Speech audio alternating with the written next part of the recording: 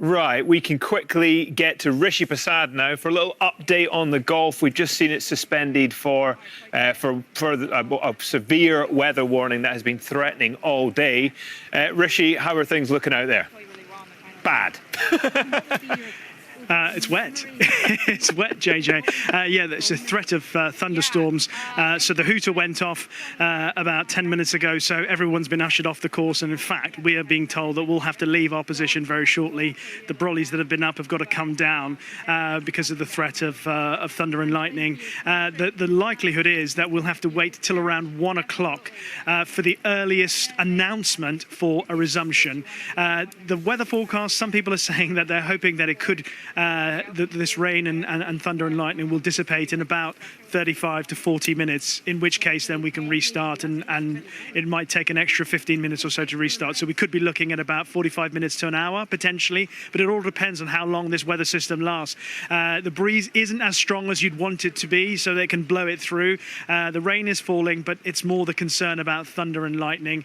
Also waiting for final clarification for absolutely sure, just in case nothing finishes today. There's no more play today, or there is indeed no more play tomorrow. Originally, we were told that the scores after 54 holes stand, but I'm just double checking with the officials here because it's up to the Federation to decide the final outcome of how it will be decided.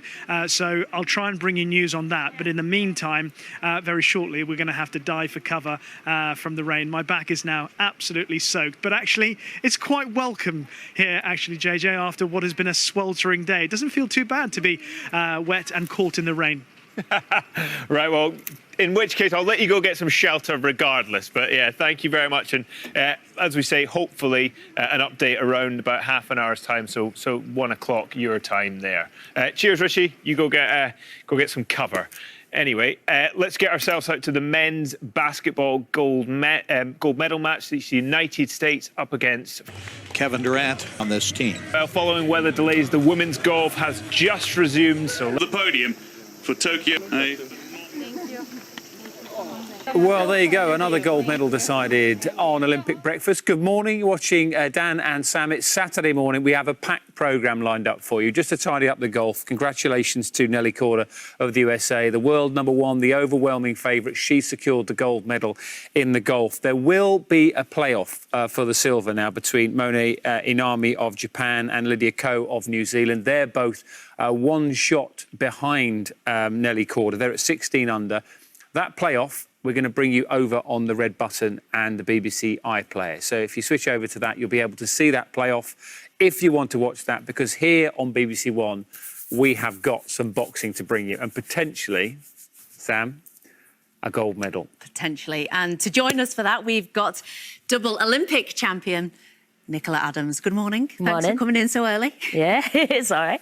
Are you ready for a big Saturday morning? Yeah, definitely. OK, well, we've got 3 boxing finals for you over the next hour or so, starting with a huge moment for Galal Yafai of Great Britain and Birmingham.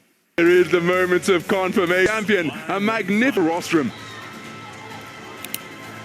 Yes. Wowzers. Get in. I think Richie and Ron rightly enjoyed that. So the 17th Olympic boxing champion for Team Great Britain. We've got another one here in the studio with us. Nicola Adams, you really enjoyed that. What a performance from Galal Yafai. I'm absolutely buzzing for him. He just boxed exceptional. I mean, he came out first round, just guns blazing, throwing loads of punches, took his man off guard, dropped him in the first round. Second round, pretty much the same, just throwing punches in bunches, every angle, cut his guy off.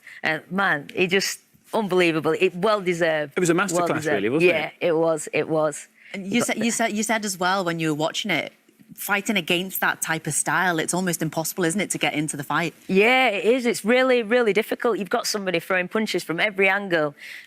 And all you can do is just defend. You don't know what else to do, and that's what's so good about his style. He's not just throwing punches straight in front of you. He's coming off to the side. There's body shots going in there. There's uppercuts going in there. You just don't know what to do with the guy, and that's what happened in there now. And he's got this gold medal now, so I'm absolutely buzzing. buzzing for him. You're buzzing. I bet they're going mad in Birmingham watching that with his family and his friends as well. And obviously, his family and his friends can't be there in the arena, but there were some British fans. It's all Fraser Clark. Jeanette's been watching ringside as well. And Jeanette, I know you're going to speak to Galal once he's received his gold medal in about sort of 15 minutes' time. But what was it like to watch that ringside? It was lovely to see some of the British team cheering him on as well. I don't know how it is for you guys at 6 o'clock in the morning over there, but it's just gone to over here in Tokyo, and the noise in this stadium, you would not think there were no crowds or fans. The British team up there, Fraser Clark's a big guy, and he was bouncing up and down up there. You could really see him going crazy. And just to my right-hand side over this side, there was royalty in terms of Olympians. Catherine Granger's in the house. Everybody turned out just to watch Galal, and it was absolutely worth it. This is DD Boxing's first gold at these Tokyo Olympic Games. It was really needed, but what a guy to be able to pull that out and do what he did and box so flawlessly. It was a fantastic performance. Yeah, it seemed, Jeanette, from watching on the telly, of course, I want to know what it was like ringside. He seemed so composed and so relaxed and so calm, and his coach just said to him, going into that final round, 3 minutes and the gold's yours. This is it, and that's the name of the game, isn't it, Dan? With boxing, you can't go in, you can't be overly aggressive. You have to be able to maintain a level of control and keep your cool. And I'll be back with you shortly when you've got hold of the new gold medalist, Galal Yafai. Nicola, we're going to have a look at the fight now in itself. And would you like to talk us through it? Obviously, you talked about him coming out with such intent, but he put him... Display of technique in boxing, that was the match to watch. We should say that both Gamal and Cal, his brothers, are pro boxers, and Cal is a former super flyweight world champion. He's just tweeted as well. Should we have a little look? I was looking at his Instagram actually to see what the reaction was like at home, and there's a picture on his Instagram talking, saying, apparently, I can't wait to become Olympic champion. This is Galal saying this to his brother. I can't wait to become Olympic champion, get home, go for a Five Guys and sit on the sofa and play on my PlayStation. OK, that is the way to celebrate. So he can celebrate, he can do that. What did you do when you won your gold? Is that the type of just chilled, relaxed? Yeah, you just want to chill. I went for a Nando's and I just wanted to just chill out, because you spend so much time like training and focusing on this one moment, and then when you finally win, you're just like, oh, wow, like all the pressure's off. You can just enjoy yourself and do the things that you've always wanted to do, because you've been on training camp for God knows how many months. Especially with COVID as well, I'm sure they've just been isolating for so many months in advance. So once you get out of there, you just want to just chill out, spend time with your friends and your family. By the way, Cal, if you're watching, you'd like to come on and talk about your brother, I'm sure we can make some space for you. That moment when you do secure the gold, does it remind you of, first time for you back in London in 2012, and was it relief? Was it joy? What was that overriding emotion at that time? It's a bit of everything. Relief, because the pressure's off. Excitement, because you've just won, made history as well. It's a lot of different emotions. It's hard to put into words the kind of things that you're feeling at the time, and well, I guess the biggest one is just feeling so happy that you've managed to accomplish your goal, because I think it's every athlete's goal that goes to the Olympics to go and win a medal, and then to top the podium and get the gold and think like, wow, out of every person in the world, the millions and millions of people in the world, and then they send all their best athletes, you're the number one.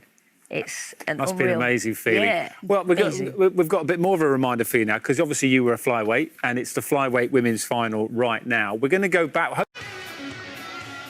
So Nicola Krasteva of Bulgaria takes the gold, a new Olympic champion. A well-worthy winner? Yeah, definitely. I've boxed her a few times over the years, so it's nice to see her get a medal. You did say that you fought her 6 times, and how many times have you won? Yeah, won them all. So technically, if you wanted to go back... Hey, that could have definitely made me on top of the podium again. And you said you got asked, didn't you? Yeah, I did. I was asked to go back, but it's a lot of hard work and a lot of commitment. But it's nice to see her take the spot of the gold.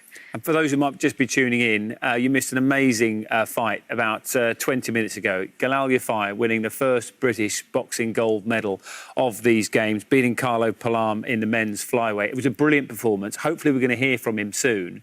Again, Nicola, for those just tuning in, it was sort of from the first bell, it was near perfect, wasn't it? Yeah, unbelievable performance. He just came out, guns blazing, throwing punches in bunches, lands a straight shot through the middle, boom, puts his guy on the floor. I mean, it could have just been over. Days. And it could be more of the same tomorrow because Lauren Price goes for a gold around about the same time and could be a second gold medal for Team GB. She's got a great chance, hasn't she? Oh, yeah, unbelievable chance. I don't think she's lost a fight in the last couple of years, so I can't see this going any other way. She's got the footwork, she's got the movement to beat her opponent tomorrow, and I'm expecting another gold. OK, it's nice to see Nicola Adams smile again. We're used to it. It's great. Thank you very much for coming in this morning. It's been lovely to talk to you. So Lauren Price fights tomorrow. Galal Yafai's interview on the way with Jeanette and his medal as well. We'll show you that. But let's take you through what else. Just one left. Tom Daley's on the way from 7 o'clock this morning. He qualified in the semi-final. We'll show you his dive, one of his dives in that in a moment. So the final on the way at 7 o'clock. Can he add to the gold that he won in the synchronised event with Matty Lee back on the first Monday of these games? And we've got track cycling coming as well, Sam. I know you enjoyed the women's marathon yesterday. I love it. I just love it. I just love how quick and fast the races are. I can't get enough. It's a bonkers event. We've got Matt Walls, who won gold in the Omnium, alongside Ethan Hayter in the men's marathon, just before 9 o'clock. So Chris Hoy's going to talk us through that one. And another big programme in the athletics for you today. 7 golds in all, including the women's 10,000-metre final. Don't forget, we've got Ailish McColgan in that, and also the men's 1,500 as well. Loads of golds and medals up for grabs in the athletics, all to come for you on coverage of Day 15. Yeah, so the men's 10-metre platform final is coming up. Tom Daley qualified. I mean, as you can see out there, it was very much a survival game. In Rio, it was 452 or something like that to qualify for the semi-finals, and I scored 462 and came 4th. So you can see that people are out of experience with competitions because of the whole COVID situation.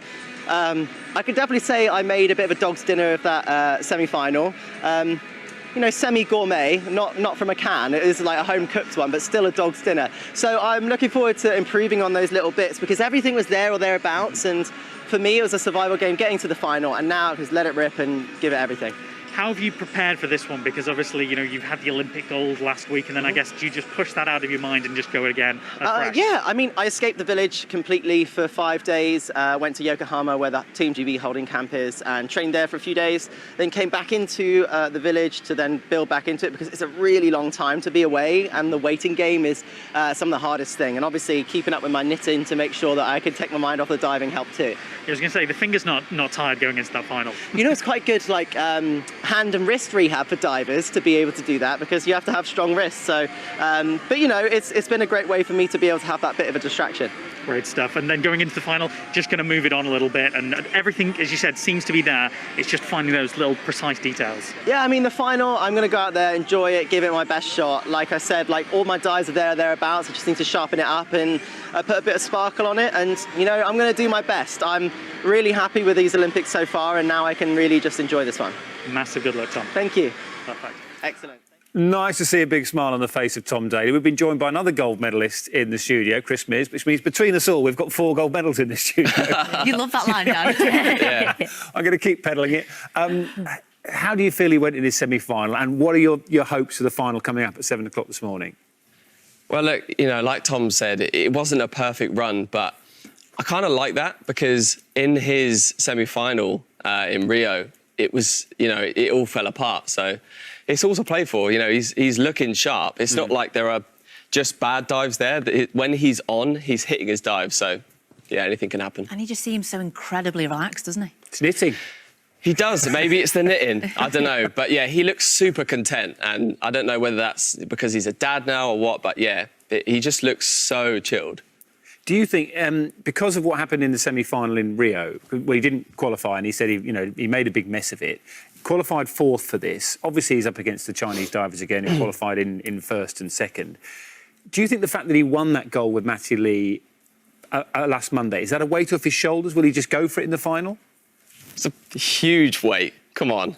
Like, he's wanted that medal his whole life, and it's his 4th Olympics. Like, that's a huge weight off his shoulders. So, I kind of hope he just, you know, he kind of is at one, that the fact he's got the gold now, and he's like, OK, what will be, you know. Can he get another one? I think he's got it in him. Can he get a medal? Yeah. Will it happen? Let's see. Nicola, I know when you're boxing, obviously preparing for your fights, you're fully zoned in. How much of Tom Daley's story have you sort of followed over the last few Olympic Games, and how relieved were you for him and happy for him when he managed to secure that gold? Oh, I was really happy for him. I mean, when you're in that Olympic village and you're in Team GB house, you're just around all the other Team GB athletes, and you're all spurring each other on, and you all want everybody to do well, and win. So to see him get that gold was unreal. So hopefully, like I say, it's taken a lot of the pressure off him now, and he can just enjoy it, have fun, and hopefully get this other gold.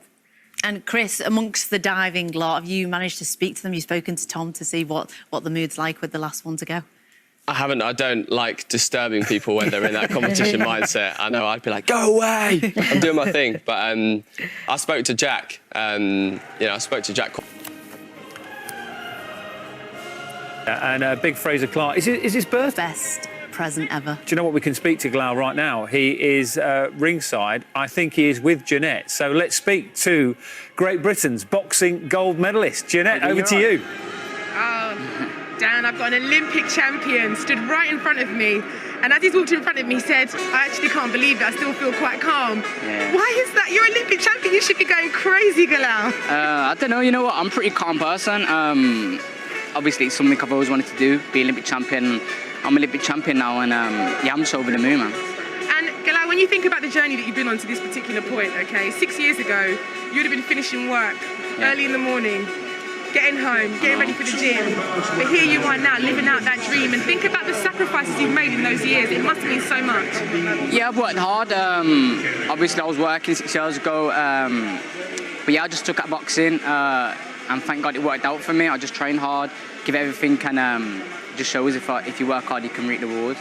You say that, your brothers are probably losing it right now. They believed in you. Everybody at home watching you here in Tokyo, it's a big deal for them, isn't it, to see you do such a great job out here? Yeah, I bet they got over the moon, all my friends, family, everyone back in Britain, everyone back in Birmingham. You know, the support I've had has been ridiculous. Like, I just want to say thanks to everyone that supported me. I've seen all the messages today, yesterday, the whole week. Sorry I can't get back to everyone, but it's just, yeah, it's overwhelming. I'm just so grateful for the support I've got. So yeah, thanks to everyone that's shown me love. A few months ago, your brother said to you, are you ready for your life to change? Yeah. And the moment's just happened now. And when you think about that, Galal, how does that make you feel? Yeah, you know what? They always say to me, I don't know if I believe them, I can't lie. I'm not going to sit here and say, yeah, I knew I was going to be Olympic champion, I knew it. To be fair, I was probably one of the few that said, I don't know, it's going to be tough. But yeah, thanks to God, thanks to everyone around me helping me, thanks to everyone at GB Boxing, all the support staff, everyone behind the scenes. And also, as well, I'd like to say a big thanks to everyone that plays the lottery as well. Because if it weren't for them, I wouldn't be getting funded. I wouldn't be able to do this full time. So a big thank you to everyone that plays the lottery as well. You know what, Galal, the support in here was crazy, wasn't it? Just to hear your GB squad, the guys that you live with, you stay with, you train with, you work with up in Sheffield. Yeah. How much does that mean to you to have that level of support in the stadium? Yeah, it's massive. I could do big Fraser Clark, and I'd like to say a big happy birthday to him as well. It's his birthday today. It was his day. It's my Olympic final, but it's his birthday, so I'll give him the day. He just said to me before, go and win the Olympic gold for his birthday, and I'm glad I can give him that for his birthday present. Came out, you knew, you woke up this morning and said, right, this gold is mine. That first round was incredible, Galal. Talk us through it. Yeah, you know what? I'm just so determined to win. You know what I mean? I've seen loads of people say over Twitter and all social media, the heart and that Galal Yafai's got, and I'd like to thank them all for giving me compliments. But yeah, I'm just got that heart and desire to win, and it's worked out for me today. Amazing. And for you, Galal, to be able to do this and know now where the future is and everything else in terms of your own professional setup, what does that look like for you? Yeah, I'll have a rest for now. I'll have a look at what I'm going to do after my amateur career. But I'm Olympic champion, man. I'm just going to chill, relax with my family and friends, and then look at my next chapter after. you know what, Galal? Put those headphones on for me very, very quickly, please. Is that okay? And have a listen. Can you hear that? Can I hear it? Yeah. Yeah, I can hear it. I can hear it. I can hear it. I think we've got your brother Cal on a Zoom call. So Cal, Galal, have a chat with each other. Galal, I'm so proud. Did you see that? It was a good fight. Unreal. Was it? You've been brilliant the whole time. How was it a box? Brilliant. You did what you needed to do. You were brilliant. Yeah, good shot in the first round, wasn't it? But, oh yeah. Galal, nobody does that. I'm telling you, no one beats Cuban. You know what I mean? In the Olympic Games. I know, thank God, innit? Thank God. You don't see stoppages, you don't see people standing counts. You stop one, you do 2 standing counts. You've done unreal. Your life changed. I'm so proud of you. I know, Olympic champion, mad, innit? Olympic champ? I know, mad. Cal, it's Dan in the studio here. Can I ask you what it was like for you and the rest of the family and friends? Who was watching it this morning? He was so incredibly composed, wasn't he, Cal? Were you worried at any stage? And what was it like when he landed that punch in the first round? Come back to you as well, just to ask you how important your brothers have been to you in your boxing career and in life in general. Yeah, you know what? If it weren't for Cal and Gamal, I wouldn't have started boxing. And Galal, we've also got Nicola Adams in the studio here. I know you were a sparring partner to her in 2016. There are so many people, Galal, who are so incredibly proud of what you've done. I know you've got to go, but just one last one from us. What does it feel like to have that gold medal around your neck? Oh, unbelievable. Obviously, Nicola will know how it feels. She's done it twice. And I got to watch her in 2016 and it gave me inspiration. And yeah, thank God I've done it now and I know what it feels like. Oh, well done. You've done absolutely amazing. Like, thanks, Nick. You boxed really well. That knockdown in the first round, that shot. Woo! Jeez. Yeah. Thank you. Thanks, Nick. Well done, Galal. I know you've got to go. Thanks so much for talking to us. Cal, great to talk to you as well. I don't know how technically we've managed to do this, but we've pulled it off. It's lovely to get the brothers together. You know what? It's been done, but Galal, last thing I got to tell you, I've got your PS5 that's out there waiting for you. So. Cheers. I can't wait to go home and play on it. I can't wait. Get back there. Brilliant, lads. Thank you very much. That's the way to celebrate with the PS5. Thanks, fellas. Cheers. See you in a bit. Congratulations, Galal. Cal, thank you very much as well. Cheers. Thank you. Bye. Thank you for that. Oh, that's brilliant, isn't it? Isn't that lovely? So lovely. And I think when you see the reaction straight away there from Cal and just how tight they are, I think it's just... you can't fake that. It's just so raw. It's brilliant. It's just that beautiful thing, isn't it, Chris? Because... Yeah, I can't imagine have competed, been out there competing without them. There was actually in round, I think it was round 6, last round, I heard my stepmom's cheer go around the stadium and echo, and I was like, oh my God. But at the same time, it was really nice to have that. So yeah, it's great to see him reconnect after. Oh, it's lovely. And thank you so much for taking part in that as well, Nicola. It's a beautiful moment, isn't it, to see Galal get that gold medal and celebrate with his brother live on the telly. Thank you very much to everyone who helped to make that happen. I know, fantastic. A great start to the morning. Chris, you've got to hang around because you've got the diving with Tom Daley coming up. Yeah. It's busy old morning. I'm sticking. But it's good. Thanks so much, Nicola, for joining as well. OK, so now it's time for the news and weather with Naga. Sam, thank you so much. It's very exciting, isn't it? Good morning to you all. Here fires rage across the country.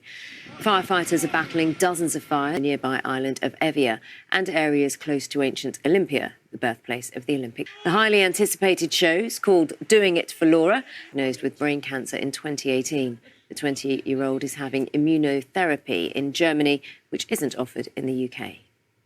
Now it's time for the weather with Owain, and rainbows are around today. Oh, a plentiful supply of those, Naga, and we love a rainbow. So if you like them, you might just see one because we have a mixture of sunny spells and scattered heavy showers now till next week. Good stuff. Owain, thanks very much. Owain.